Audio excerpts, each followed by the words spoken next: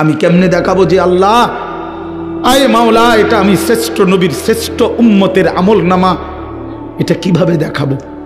এজন্য আমরা এই কিতাবে পড়ছি উর্দুতে যে নবী তখন বলবে, উম্মত তুমি আমার এত বড় বেইজ্জতি কেমনে করলা? আজ হাসরের ময়দানে তুমি আমার উঁচা মাথা ছোট করে দিলা উম্মত। আমি তো এমনটা আশা করি নাই, আমি তো এমনটা আশা করি নাই। আমি তো 23টা বছর কোনোদিন ঠিক মতো খাই নাই, ঘুমাই নাই। আমি তো 23টা বছর দুয়ারে দুয়ারে ঘুরছি, কभी আরশ पर कभी फरश पर, कभी उनके दर कभी दर बदर, गमे आशिकी तेरा शुक्रिया मैं कहां कहां से गुजर गया। কই থেকে কই ছুটছি, কখনো হাটে, কখনো ঘাটে, কখনো মাঠে, কখনো বাজারে, কখনো একজনকে, কখনো 10 জনকে ধাক্কা দিছে। উটের পচা নারী বুড়ি আমার পিঠে চাপায় দিছে। আবু লাহাব আমারে গামছা দিয়া ধরে টাইনা কাবা ঘরের সীমানার থেকে টেনে বের করে দিছে। আবু জাহেল আমারে ধাক্কা দিতে দিতে খানায় কাবার সীমানার থেকে বের করে দিছে। আমি এত অপমান সইলাম, এত বেইজ্জতি সইলাম, আমি এত পাথরের আঘাত সইলাম। বিনিময় উম্মত তোদের কাছে আমার এই কলিজা ছেঁড়া রক্ত ভেজা দিন দিয়ে গেলাম, ইসলাম দিয়ে গেলাম, কোরআন দিয়ে গেলাম, সবকিছু এভাবে ছুঁড়ে ফেলে দিছ।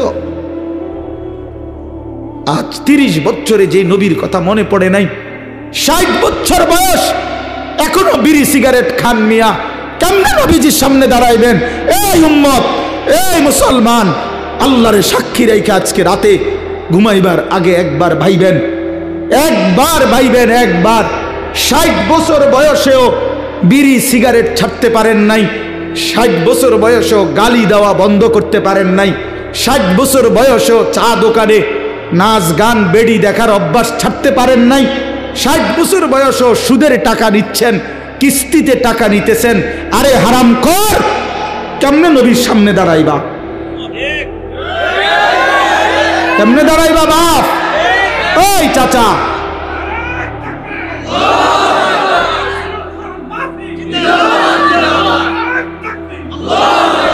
কেমনে দাঁড়াইবা বাপ? কেমনে দাঁড়াইবা?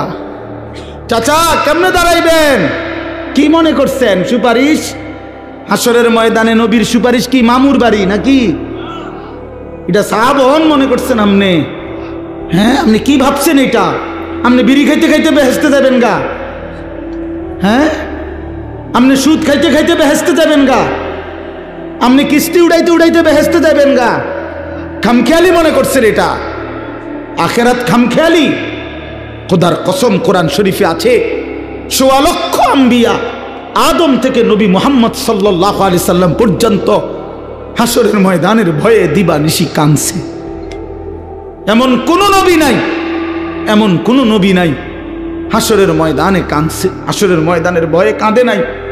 এমন কোন সাহাবী নাই যারা হাসরের ময়দানের ভয়ে কাঁদে নাই। এমন কোন আউলিয়া নাই যারা হাসরের ময়দানের ভয়ে কাঁদে নাই। নালে আউলিয়া কেরাম কাঁদছে কি লেগে? বাতের লেগে, চিরা বই বনের লেগে কাঁদছে কিসের জন্য? আল্লাহ হাসরের ময়দানে মাফ করে দিয়েন, আখেরাতে মাফ করে দিয়েন, কবরের আযাব মাফ করে দিয়েন, এই জন্য কাঁদে নাই। তো ওনারা কাঁদলেন কেন? ওনারা কাঁদলেন কেন? 24 ঘন্টা নেক আমল করার পরেও 5 ওয়াক্ত নামাজ পড়লেন, হালাল হারাম বাইসা চললেন, বউ বাচ্চারে পর্দা পুশিদায় রাখলেন। এত কিছুর পরেও সমস্ত আম্বিয়া কেন কাঁদলেন? সমস্ত সাহাবা কেন কাঁদলেন? সমস্ত আউলিয়ায়ে বুজুর্গানে দিন কেন কাঁদেন? কেন কাঁদেন আপনি বুঝেন না? হাসরের ময়দান খামখেয়ালি? কথা বলেন না কেন? ওনারা কাঁদে আমল করার পরে, আর এবড়া সাদওয়ানে বইয়া বইয়া গপ মারে, এবড়া লম্বা লম্বা কথা কয় সাদওয়ানে, অমুকের ইমান নাই, তমুকের আকিদা বালা নাই, অমুকের। আরে বাপরে, সাদওয়ানে বইয়া বিড়ি খাইতে খাইতে কয় ভালো মানুষ তো নাই করতে না, না চাচা ভালো মানুষ থাকবো করতে। ভালো মানুষের শেষ ব্যক্তি তো আমনে, পৃথিবীর সর্বশেষ ভালো ব্যক্তি তো আমনে। এই যে বিড়ি খাই না কাকু, আমনেই শেষ ভালো। এই আমনে আরি যে বেটার কাছে বিড়ির গন্ধে কাছে যাওয়া যায় না, আমনে পৃথিবীর সর্বশেষ ভালো ব্যক্তি। কোনো কারণে পৃথিবীতে আমনে যদি মরে যান তো কিয়ামত সাথে সাথে ইসরাফিল ফু দিয়ালে, কারণ এরপরে আর ভালো মানুষ আইব করতে। এবারেই তো শেষ, এবারেই তো সাদওয়ানে বইয়ে সিদ্ধান্ত দিয়ে দিছে ভালো মানুষ তো নাই। করতো টেলিভিশন চায়, টেলিভিশনের দিকে তাকায় তাকাইয়া কয় আস্তাগফিরুল্লাহ আস্তাগফিরুল্লাহ। কি তো কি শুরু হইলো দেশটার মধ্যে। আমি বলছি একদিন রে চাচা আপনি যেটি চাইতে আছেন এটি শুরু হয়েছে। আর কি শুরু হয়েছে মানে নাটক শুরু হয়েছে, সিনেমা শুরু হয়েছে, আর বেডির নাচ শুরু হয়েছে। আর কি তা এটা নিয়ে আস্তাগফিরুল্লাহ, টেলিভিশনের দিকে চাইয়া চাইয়া নিয়ে আস্তাগফিরুল্লাহ।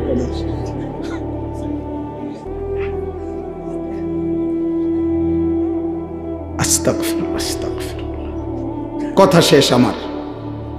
আমার বলার উদ্দেশ্য হলো আমি আপনাদের কাছে এতটুকুই বুঝাইতে চাইছি। আমার বাপ আপনাদের সামনে আমার মজার মূল বক্তব্য এটাই, ভাবতে শিখেন। কবর ভুলে গেলে হবে না, পাশ কাটলে হবে না। আপনি পাশ কাটটা যাইতে পারতেন না, এনে যাইতে হবে এটার ভিতরে, ঠিক কি না বলেন নাকি? আরে নওজোয়ান বলো না?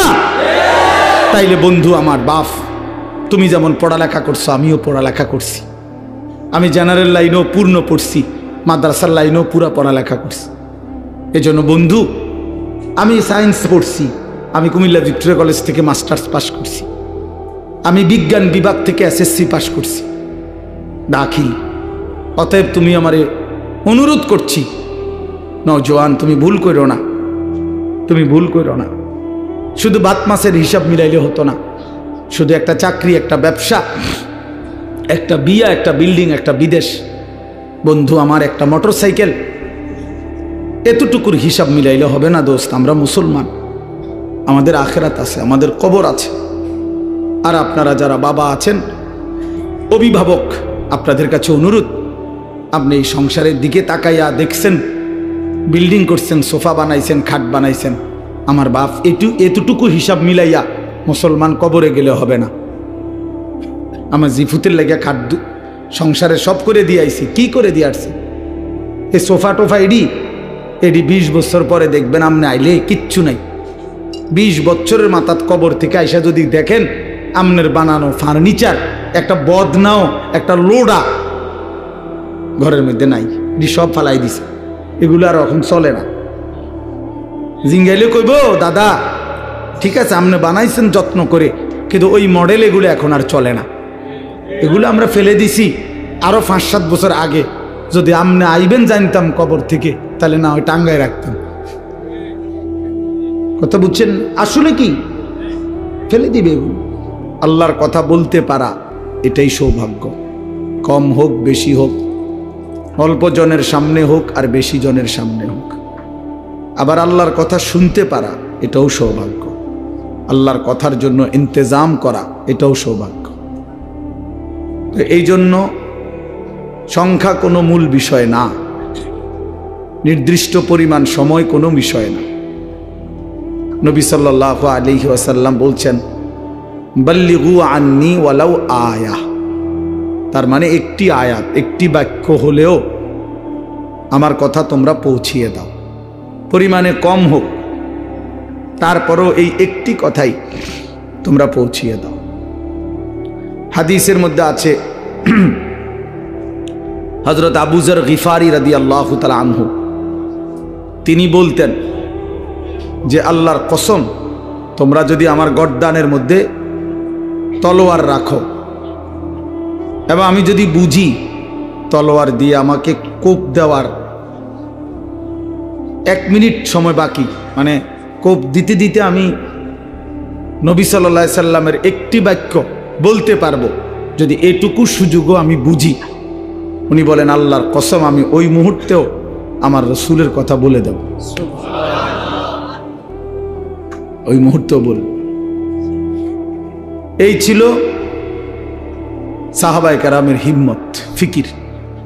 তাহলে এই জন্য বললাম আল্লাহর কথা বলতে পারা এটা অনেক বড় সৌভাগ্য। আল্লাহ তাআলা প্রিয় ভাই মাওলানা ইসরাফিলকেও পুরা দেশবাসীকে সাথে রেখে, সামনে রেখে কথা বলার তৌফিক দান করেন। মুআজ্জাজ মুহতারাম হাজিরিন, আমি আপনাদের সামনে পবিত্র কোরআনুল কারীমের 2 নম্বর পারা, 2 নম্বর সূরা সূরাটার নাম সূরায়ে বাকারা। এই সূরার 185 নম্বর আয়াত তেলাওয়াত করেছি। আয়াতের অংশ বিশেষ, অর্থাৎ আয়াতটা একটু লম্বা, পুরা আয়াতটা পড়ি নাই, আয়াতের কিছু অংশ তেলাওয়াত করেছি। এই আয়াতটিকে সামনে রেখে মাহে রমজানকে উপলক্ষ করে সামান্য কিছু কথা। কিশোর নওজোয়ান যত ছেলে আছো বাপ, আমার অনুরোধ ভাইয়া, একদম ঘড়ি ধরা অল্প কিছুক্ষণ সময় আমি কথা বলবো ইনশাআল্লাহ, চেষ্টা করব। এই জন্য দয়া করে দোস্ত আমার অনুরোধ, এই হাতে ধরা যে মোবাইলগুলো এগুলো নামায় ফেলো ভাইয়া। কেউ হাতে মোবাইল ধরে রেখে রেকর্ড ভিডিও এটা করা যাবে না, আমি অনুরোধ করলাম, এবং এটা আমার আদেশ। আমার এই কথাটা যদি কারো পছন্দ না হয় সে উঠে চলে গেলে ভালো, নাহলে আমি ধমক দেব, এরপরে লজ্জা পাইবা ভাইয়া, এরপরে তুমি উঠে যাইতে বাধ্য হইবা। এই জন্য দয়া করে হাতে ধরে মোবাইল যাদের, এটা নামায়া ফেলো, বন্ধ করে ফেলো। কেন? প্রশ্ন হলো কেন?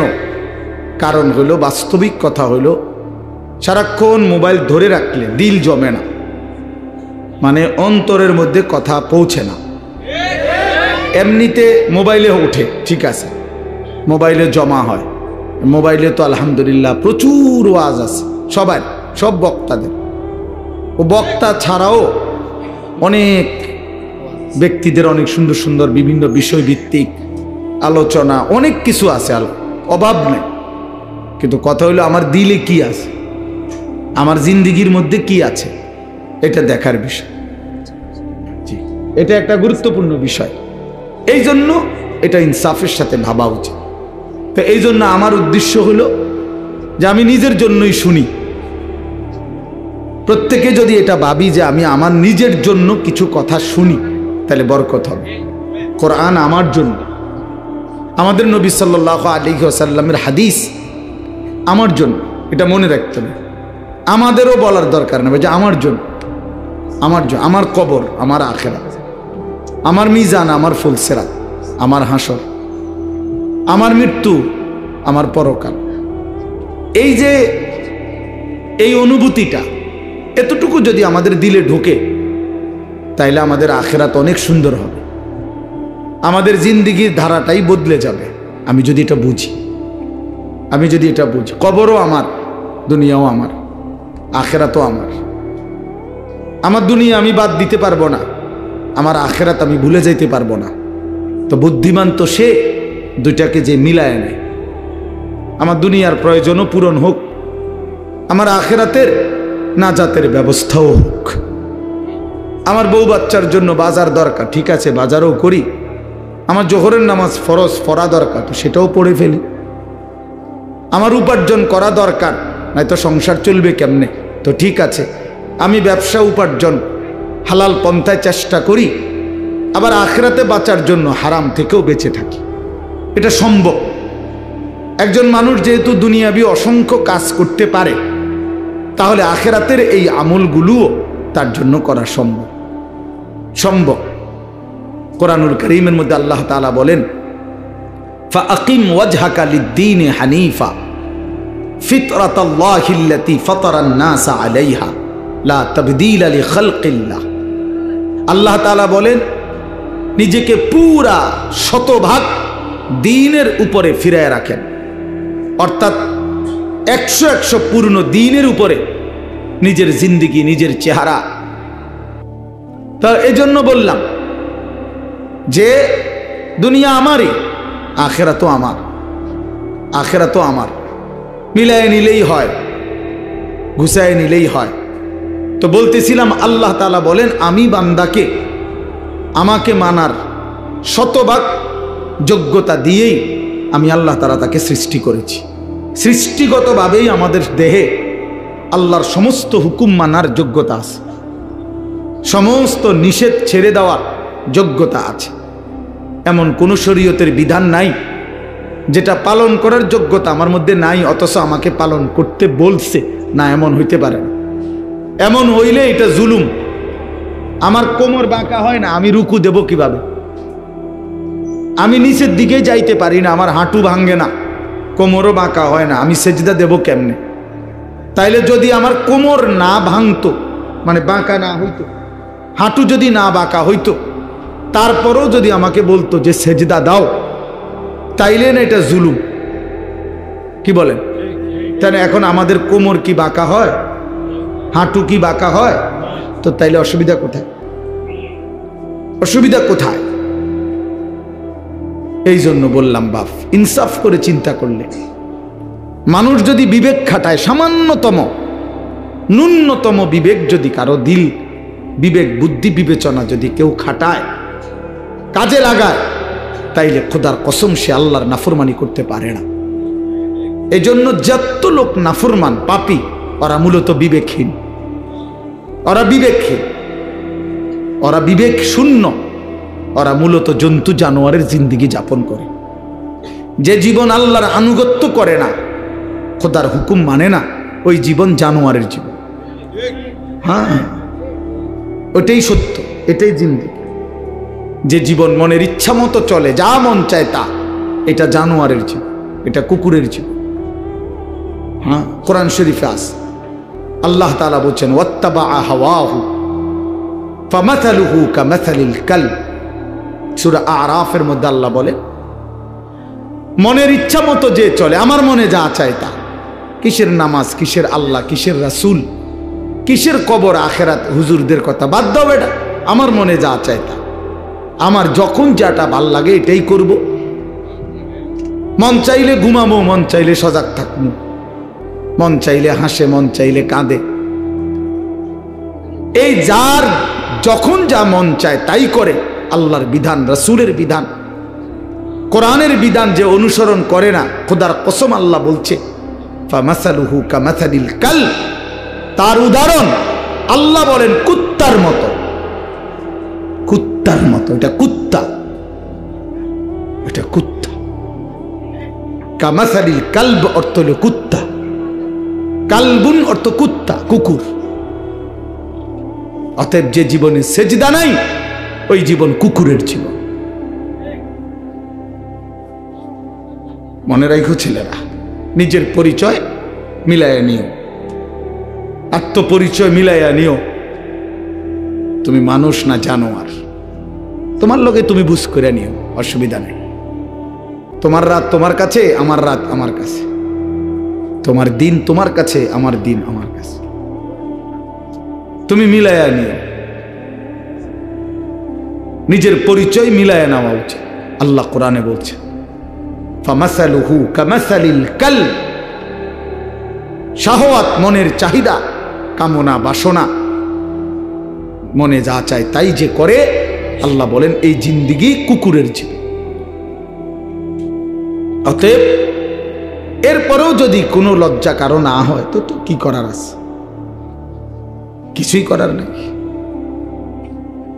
কেউ যদি বলে যে মনে মনে যে আমার কুত্তা কক আর শুকর কক, আমার সমস্যা না, আমি বেডি সামুই, হ্যাঁ, আমি নারী দেখবই, ছবি দেখবই, নর্তকী দেখবই, উলঙ্গ ছবি দেখবই আমি। এরপর বিনিময়ে আপনি আমার কুকুর বলেন আর শুকর বলেন, এটা আমার দেখা না। আমার শাহওয়াত, আমার মনের চাহিদা, আমার যা ইচ্ছা আমি তা করব, তো ঠিক আছে, কোনো অসুবিধা নেই।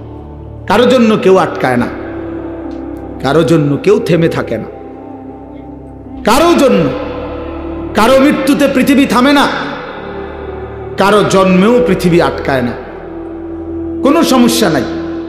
কিন্তু দোস্ত আমার, আমরা প্রত্যেকেই আলাদা আলাদা নিজ নিজ কবরে ফিরে যাব, এটা মনে রাখতে হবে। আলাদা আলাদা নিজ নিজ কবরে ফিরে যাব আমরা। কাজেই একাকী হতেই হবে, একদিন একাকী আল্লাহ তাআলার মুখোমুখি হইতে হবে। সেদিন টের পাবেন, সেদিন টের পাবেন। কোরআন শরীফে আছে আলহাকুমুত তাকাসুর হাত্তা জুরতুমুল মাকাবির কাল্লা সাউফা তা'লামুন। আল্লাহ বলে, বান্দা দুনিয়ার নেশায় আখিরাত ভুলে গেলা, তো মনে রেখো একদিন কবরস্থানেই পৌঁছবা, আর সেদিন আমি আল্লাহ তোমাকে জানাবো আমার প্রতিটা নাফরমানির শাস্তি কি। আমি জানাবো বান্দা, আমি দেখাবো তোমারে তুমি দেখবা বান্দা, আমি তোমাকে দেখাবো, আমি তোমাকে বুঝাবো। এজন্য দোস্ত, নওজোয়ান, প্রিয় সাথী, এটা মনে রেখো বাপ, আত্ম উপলব্ধি, আত্মপরিচয়, আত্মসম্মান, আত্মমর্যাদা অনেক বড় সম্পদ। এটা বুঝা যে আমি কে আসলে। আমি একজন মুসলমান, আমার বাবা মুসলমান, আমার মা মুসলমান, আমার বংশ মুসলমান, আমার গোটা মহল্লা মুসলমান, আমি ইমানদারের সন্তান, অথচ আমি এক ওয়াক্ত নামাজ পড়ল না। 365 দিনে খোদার এক বছরের কোনোদিন ফজরের নামাজ পড়ল না। এটা মুসলমানের বাচ্চা? এটা মানুষের বাচ্চা? এইটা জানোয়ার না তো জানোয়ারটা কেটা? এ জানোয়ার না তো জানোয়ার কে তাইলে? কে জানোয়ার তাইলে? এইটা অসভ্য না তো অসভ্যটা কে? এটা না তো কে অসভ্য? তাইলে আল্লাহ কাকে বলছে কুত্তার মতো? কাকে আল্লাহ বলছে ইনহুম ইল্লা কাল আনআম? আল্লাহ বলছে মনের ইচ্ছা মতো যে চলে তার পরিচয় আর কিছুই নয়, শুধুই জানোয়ার, আনআম, চতুষ্প জন্তু। কাকে বলছে বাবা? এই মানুষ রূপী এই জানোয়ারদেরকে বলছে, যাদের জিন্দেগিতে সেজদা নাই, আল্লাহ নাই, আখেরাত নাই। কে মা, কে বাবা, কি ধর্ম, কে বানাইছেন, কিচ্ছুর খবর নাই। মোবাইল, নারী, ছবি, অশ্লীল দৃশ্য, অসৎ বন্ধুদের আড্ডা, হাসি ঠাট্টা, সারা রাত মোবাইলে উলঙ্গ ছবি দেখতেছে, সকাল 9টা 10টা পর্যন্ত ঘুমায় আছে। আহ, হায় হায় হায়, এটা বুঝি কোনো জিন্দিগি হইল বাপ? মানুষের জিন্দিগি তো এরকম হওয়ার কথা না। এক চতুষ্প জন্তু, এক রাস্তার কুকুরও তো এতক্ষণ ঘুমায় থাকে না। এক চতুষ্প জন্তু, জানোয়ারও তো এমন হয় না। এই জন্য বাপ এটা বোঝা উচিত। প্রিয় ভাই আমার, ছেলেরা আমার, কোনো একজনও যদি বুঝে থাকো তো তুমি মনে মনে হিসাব মিলাইও। তোমার বন্ধুর লগে না, তুমি একা হিসাব মিলাইবা। আসলে আমি কে? কে আমাকে বানাইলেন? কেন বানাইলেন? আমি কোত্থেকে আসলাম? তিনি আমার কাছে যা চাচ্ছেন আমি তা করছি কিনা?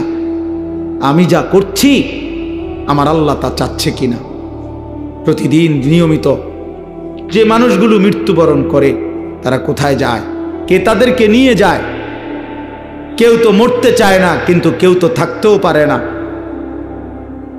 কোন অদৃশ্য মালিক তাদেরকে নিয়ে যাচ্ছে।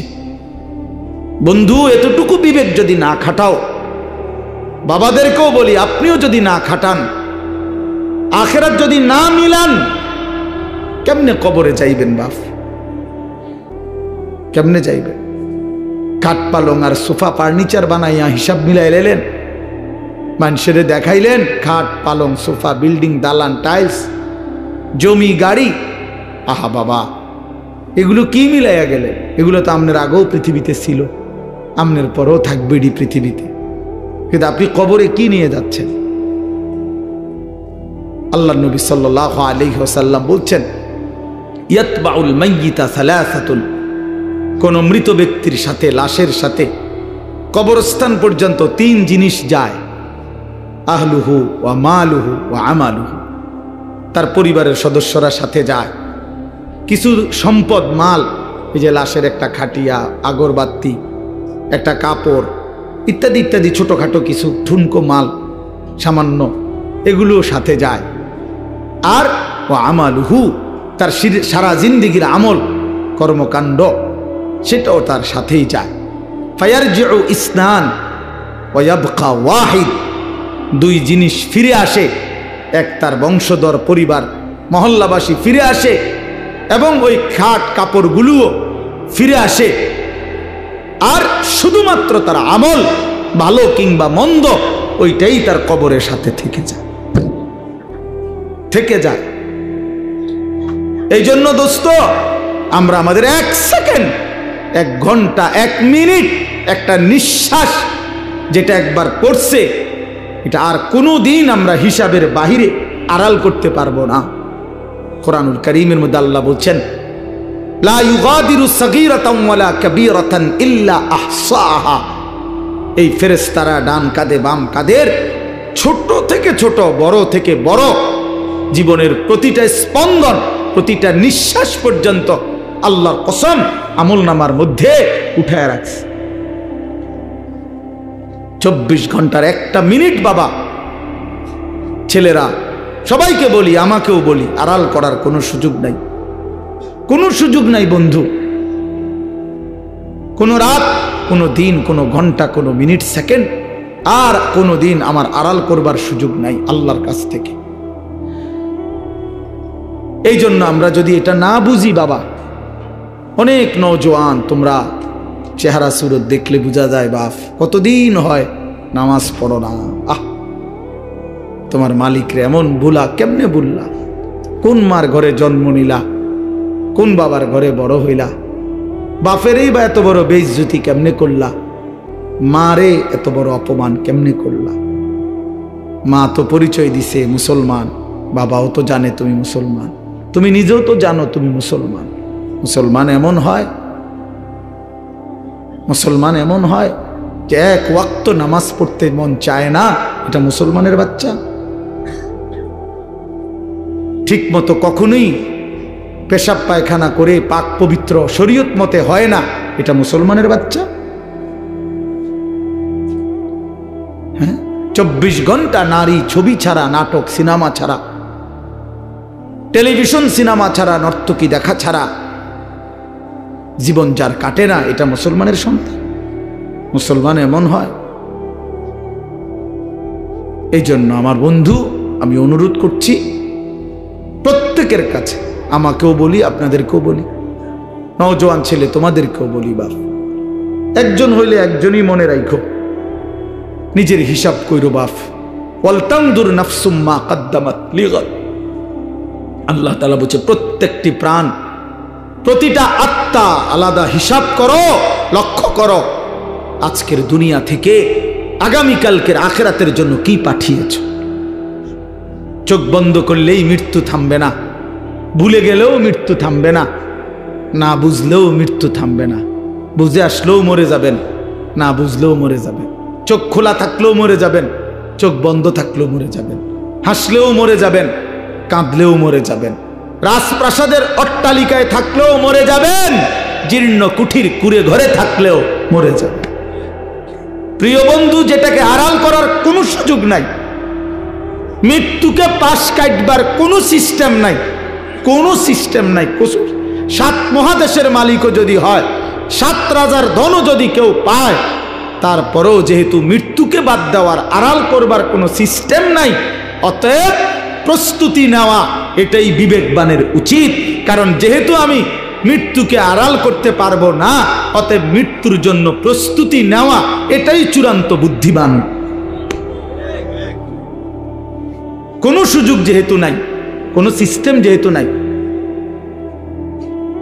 পৃথিবী সৃষ্টির শুরু থেকে আজ পর্যন্ত যেহেতু এমন কোনো সিস্টেম নাই, অতএব মরতেই হবে। হবে কিনা বাপ বলেন না সবাই, হবে কিনা? মরতেই হবে। এজন্য আখিরাতের প্রস্তুতি নেওয়া, কবরের প্রস্তুতি নেওয়া, পরকালের ফিকির করা, এটাই মুমিনের জিন্দেগি। মুসলমান তাকেই বলে, মুসলমান তাকেই বলে। হ্যাঁ, অসংখ্য ছেলে পেলে, বললাম না আজকে বাবা তোমরা অগণিত ছেলে, তোমরা মনে করছো তোমরা অনেক সুখে আছো, কারণ মা বাবা পারিবারিক বন্ধন থেকে তোমরা মুক্ত। অর্থাৎ তোমাদের বাবা আর তোমাদেরকে ফেরাইবার জন্য সাহস করে না, তোমাদের মা আর তোমাদেরকে দিনদার বানাবার ফিকির ছেড়ে দিছে, মহল্লার বাসী ছেড়ে দিছে, তোমাদেরকে ছেড়ে দিছে। বাপ, তোমরা এখন বন্ধুদের আড্ডায় ঘন্টার পর ঘন্টা, বাকি টাইমে একাকী যখন হও, সারা রাত মোবাইল। তার মানে তোমার কোনো মা নাই, বাবা নাই, অভিভাবক নাই, কেউ তোমারে রাগ দিবে, ডাক দিবে, কেউ তোমারে ফিরাবে। আপন ঘরে ঘুমায়, মা বাপ জীবিত, কিন্তু একটা দিন চোখের পানিও পড়ে না, বলেও না আমার 365 দিনে আমার 16 বছরের ছেলেটা একদিনও ফজরের নামাজ পড়ে না, এত বড় জানোয়ার মুসলমানের ঘরে কেমনে ঘুমায় বেটা? এত বড় জানোয়ার কেমনে ঘুমায় মুসলমানের ঘরে? তার বাপ কোথায়, তার মা কোথায়? আহা, তার পরিবার এভাবে ভুলে গেল কেমনে? কিরে বাপ, তোমার উপরে খোদার কি পরিমাণ লানত পড়ছে, খোদার গজব পড়ছে বেটা, এই জন্য কেউ তোমারে আর ডাকে না। আহা, কেউ কিন্তু মনে করাই দেয় না যে রে বাপ তোর জাহান্নাম দেখা যায়, তোর জাহান্নাম দেখা যায়। কেউ মনে করায় না ছেলে পেলেদেরকে, বুঝছেন? কেউ মনে করায় না। ওহো, সবাই তামসা দেখতেছে, চোখের সামনে আমাদের ছেলেরা নষ্ট হয়ে যাইতেছে, বখাটে হয়ে যাইতেছে, মসজিদে নামাজ চলতেছে, এক ওয়াক্ত নামাজ পড়ে না। কারো কোনো ফিকির নাই। তার বাবা কই, মা কই, দাদা কই, দাদি কই, তার নানা কই, নানি কই, চাচা কই, মামা কই, ফুফা কই, খালু কই, তার বড় ভাই কই, তার বড় বোন কই? কেউ কিচ্ছু বলেন। হেইতে হেইতের মতো হাসে, লাফায়, চুল রাখে তার ইচ্ছা মতো, প্যান্ট পরে তার ইচ্ছা মতো, দুপুরে খানা বিকালে খায়, বিকালের খানা রাইতে খায়, সারা রাত, রাতের 3টা বাজে দেখবেন মোবাইলে ছবি দেখতেছে, ভোরবেলা 9টা বাজে গেছে, ঘুম থেকে উঠতেছে না। এটা মুসলমানের জিন্দিগি? এটা মুমিনের জীবন? এটা বাবা মার সংসার? এটাই সার্থকতা জীবনের? বলে পৃথিবীর সর্বাধুনিক মজবুতি প্রযুক্তি দিয়েও যদি আপনি সোফা বানান, খাট বানান, কি লাভ হবে যদি স্ত্রী সন্তান নাফরমান হয়? হ্যাঁ, যদি ছেলে মেয়ে বেনামাজি হয়, মেয়েটা যদি বেপর্দা হয়, স্ত্রী যদি বেপর্দা হয়, কি ফায়দা? অর্জন কি? জিন্দেগির অর্জন কি?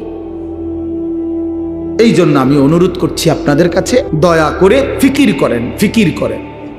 ছেলেরা বাপ, নষ্ট হইও না বাপ। যদি অব্যাহত গুনাহ পাপ, একটা শেষ, এই প্রসঙ্গটা শেষ করতে চাই। একটা চূড়ান্ত কথা আপনারা বাবাদেরকেও বলি, একটা গুরুত্বপূর্ণ কথা মনে রাখবেন। কোরআন শরীফে আছে, কেউ যদি গুনাহ লাগাতার করতে থাকে, খোদার কসম আল্লাহ একদিন নারাজ হয়, আর সেদিন আল্লাহ পাক ইচ্ছা করে তাকে আল্লাহ তাআলা পথভ্রষ্ট করে দেয়।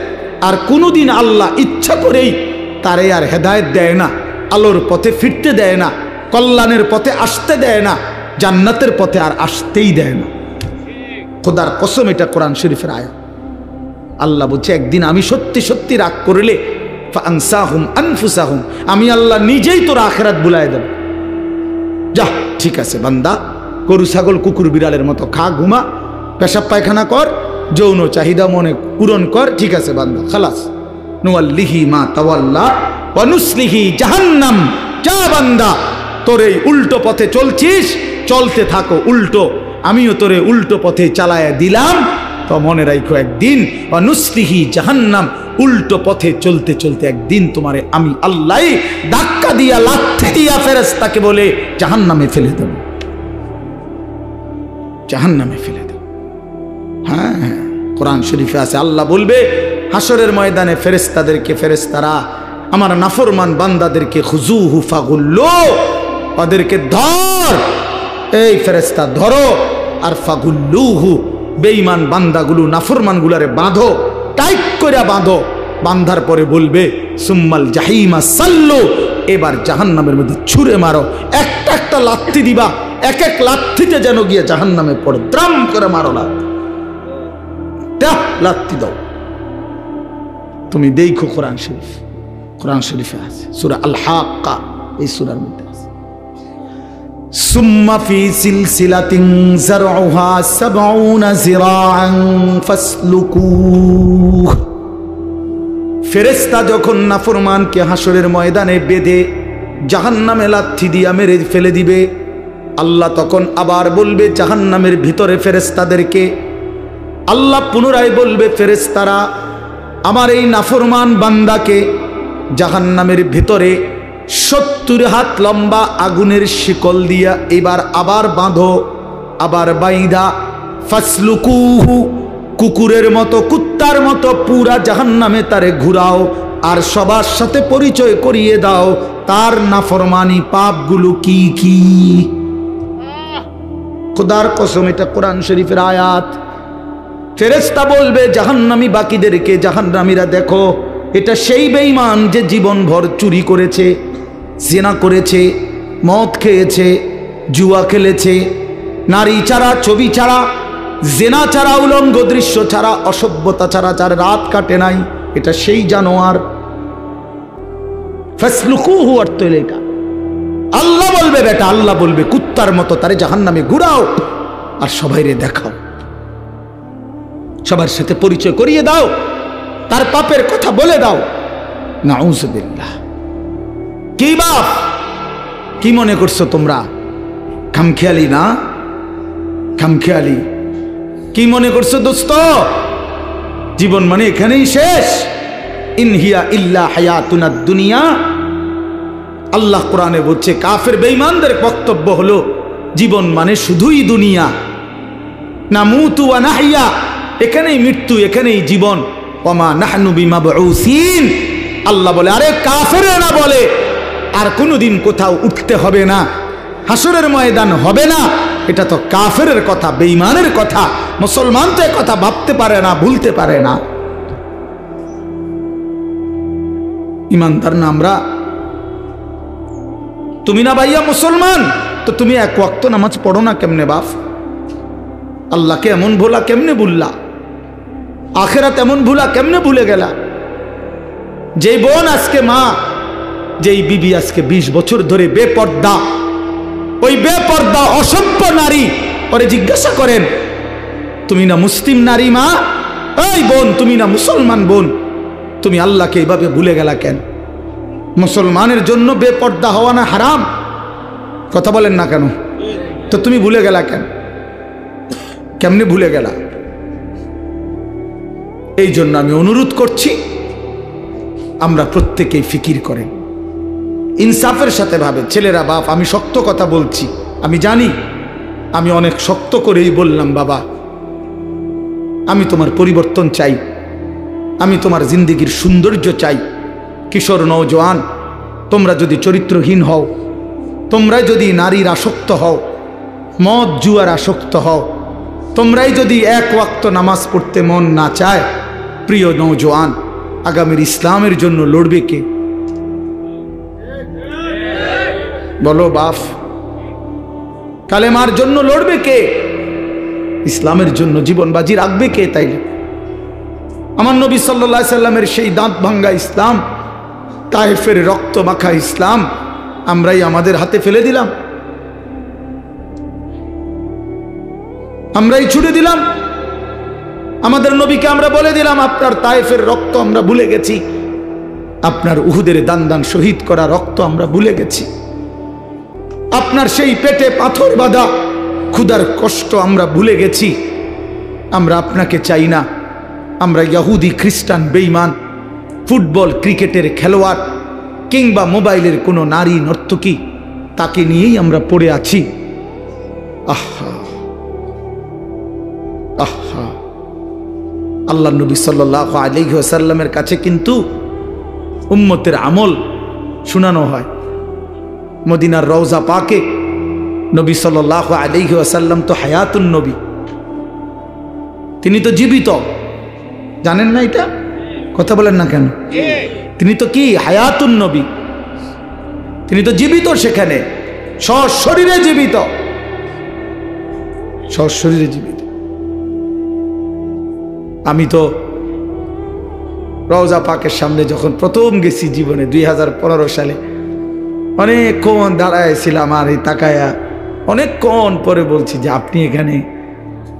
আমি সেই ছোটবেলা থেকে নবী আপনার নাম শুনছি, কত লক্ষবার আমি আপনার দুরূদ পড়েছি, আর আপনি এখানে?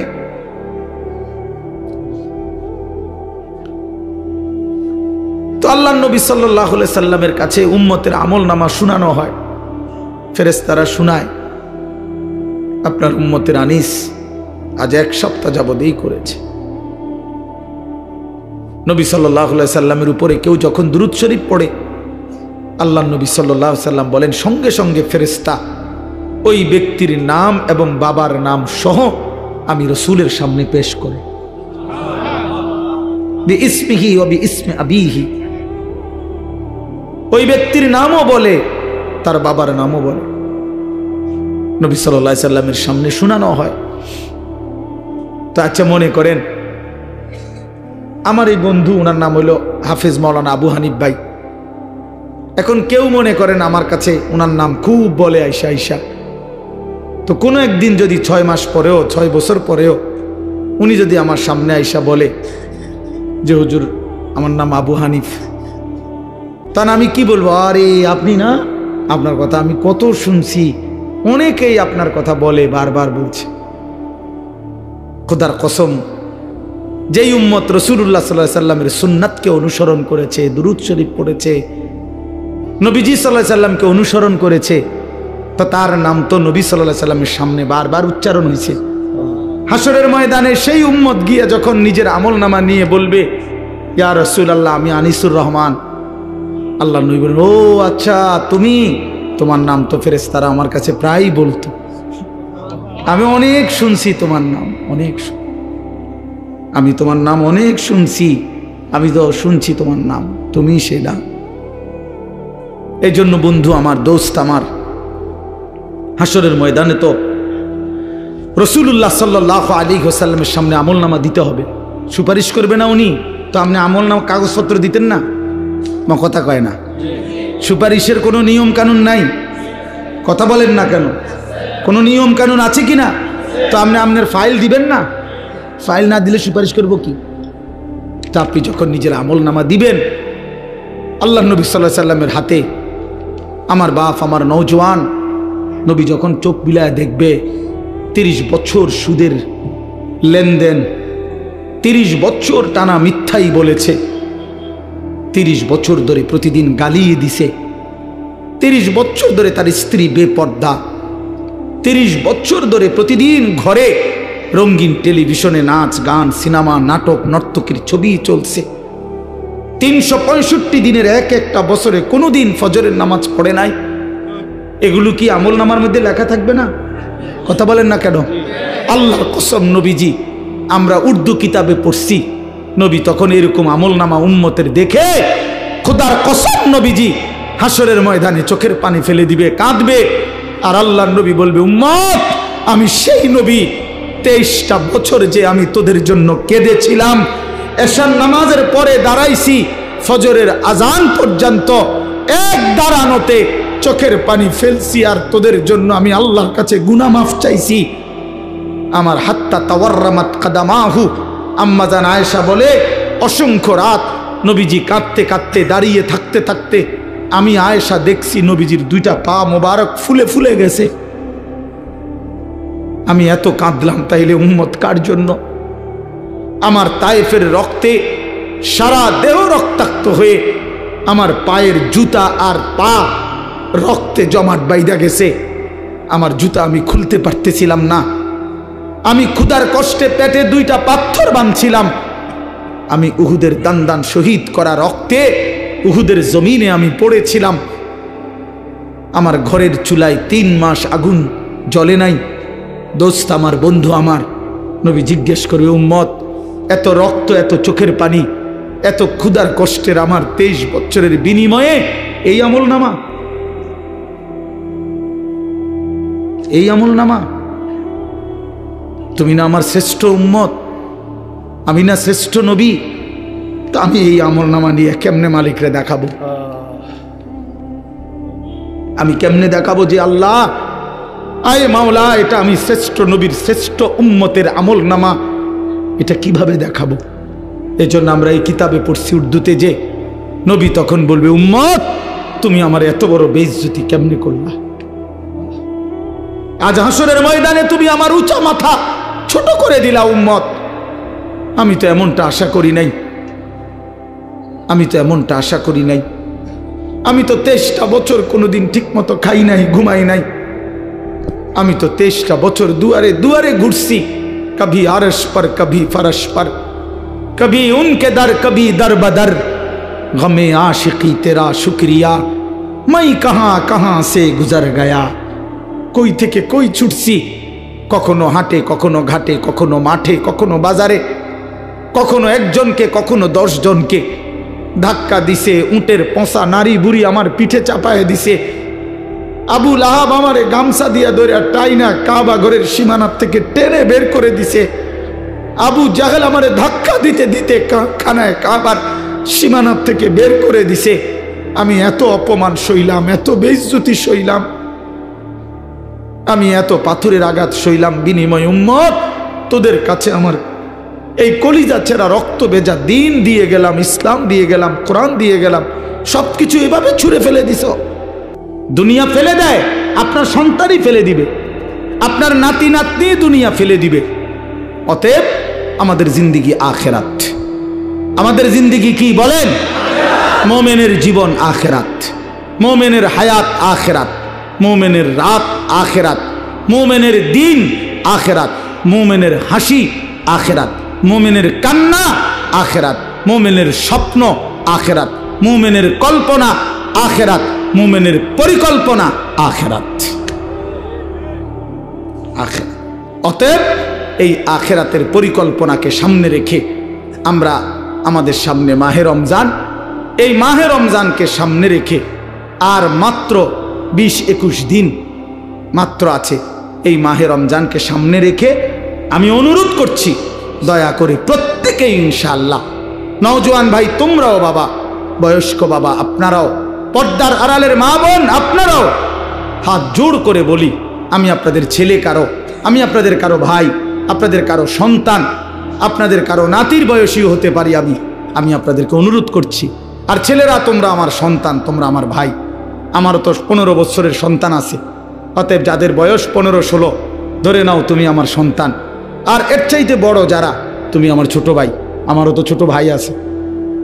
আমি চাই না আমার সন্তান নষ্ট হয়ে যাক, আমি চাই না আমার ছোট ভাই বরবাদ হয়ে যাক, আমি চাই না আমার বাপ চাচা দাদা জাহান্নামী হোক। এই আশা নিয়ে আমি অনুরোধ করলাম, মাহে রমজানকে সামনে রেখে চলেন গুনাহ ছেড়ে দেই। হিম্মত করি বাপ, ছেলেরা বলো না বাবা, একটা মজবুত সিদ্ধান্ত নিয়া নারী, ছবি, অশ্লীলতা, মোবাইলের আসক্তি, নারীর আসক্তি, মদ, জুয়া, নাচ গান বন্ধু ছেড়ে দাও। হিম্মত করো, তুমি পারবা ইনশাআল্লাহ, তুমি পারবা। বাবা চাচাদেরকে বলি, হারাম রোজগার ছেড়ে দেন, বিড়ি সিগারেটের অভ্যাস ছেড়ে দেন, চা দোকানের আড্ডা ছেড়ে দেন। মা বোনদেরকে অনুরোধ করি, বেপর্দার জিন্দিগি ছেড়ে দিয়ে সিদ্ধান্ত নেন, এবারের রমজান গুনাহমুক্ত রমজান। বলেন ইনশাআল্লাহ, এবারের রমজান বন্দেগীওয়ালা রমজান। আল্লাহ বলবে, বান্দা ঠিক আছে, যদি 30 দিন গুনাহ থেকে বাঁচতে পারো, 30 দিন যদি আমার বন্দেগীতে ইবাদতে লেগে থাকতে পারো, আল্লাহ বলে, বান্দা ওয়াদা দিলাম, লাআল্লাকুম তাত্তাকুন, 30 দিনেই তোমারে 1 মাসে মুত্তাকি বানাইয়া ঈদের দিন জান্নাতের ফ্লাইটে উঠাইয়া দেব। 1 মাসেই জান্নাতি, 1 মাস। একটা রমজান তুমি 30টা দিন গুণনা আমারে সময় দাও। 31 দিন লাগবে না বান্দা, ভাল লাগলে 29 দিনেই আমি রেজাল্ট দিয়ে লাগবে। 30 বা 29 বান্দা, কথা এক কথা, তুমি আমার হুকুম মানবা, আমি তোমারে মুত্তাকি বানিয়ে দেব, 30 দিনেই জান্নাতি বানায় দেব। এই জন্য মাহে রমজান জান্নাতের মাস, মাহে রমজান আখিরাতের মাস, মাহে রমজান নিজের জীবন সাজিয়ে তুলবার মাস। এই জন্য আমরা চেষ্টা করব তো ইনশাআল্লাহ। কিশোর নওজোয়ান, 5 ওয়াক্ত নামাজ পড়ো, চরিত্রহীনতা ছেড়ে দাও বাপ। আমি অনুরোধ করছি, তোমরা যারা নওজোয়ান, 30 বছরের নিচে, তোমরা যারা নওজোয়ান, আমার শেষ অনুরোধ, তোমরা যারা 30 বছরের নিচে তোমাদের বয়স, তোমরা যদি হিম্মত করো, তোমরা যদি ফজরের নামাজ সহ 5 ওয়াক্ত নামাজ পড়ো, ইনশাআল্লাহ আমরা আশা করি আগামীর ইসলামের পতাকা তোমাদের হাতে উড়বে ইনশাআল্লাহ। সারা পৃথিবীতে কালেমার পতাকা উড়বে ইনশাআল্লাহ।